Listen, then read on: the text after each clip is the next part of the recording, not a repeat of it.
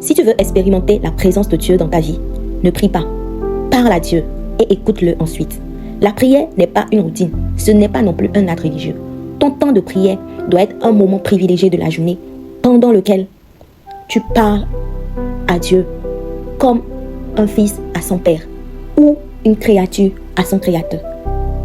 Jésus l'enseigne dans Matthieu 6, versets 5 à 8 pour montrer l'importance d'une relation personnelle, intime et sincère avec Dieu. Lisons. Lorsque vous priez, ne soyez pas comme les hypocrites qui aiment prier debout dans les synagogues et au coin des rues pour être vus des hommes. Je vous le dis en vérité, ils reçoivent leur récompense. Mais quand tu pries, entre dans ta chambre, ferme ta porte et prie ton Père qui est là dans le lieu secret. Et ton Père qui voit dans le lieu secret te le rendra.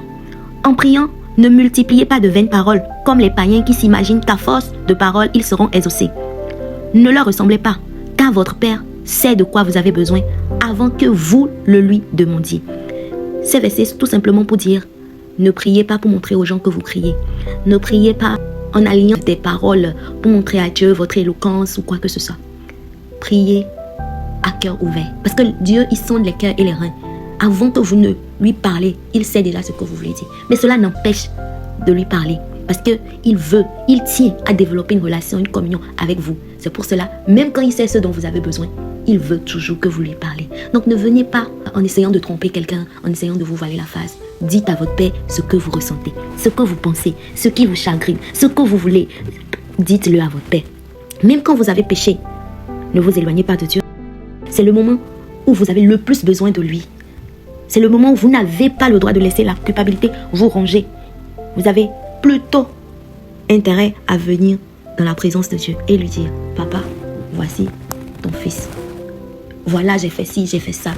Déversez-lui votre cœur. Il ne va pas vous juger. Il va certes vous tirer les oreilles. Mais ce ne sera qu'une question de temps. Parce que qui aime bien châtie bien. Et parfois même, il ne va même pas vous tirer les oreilles.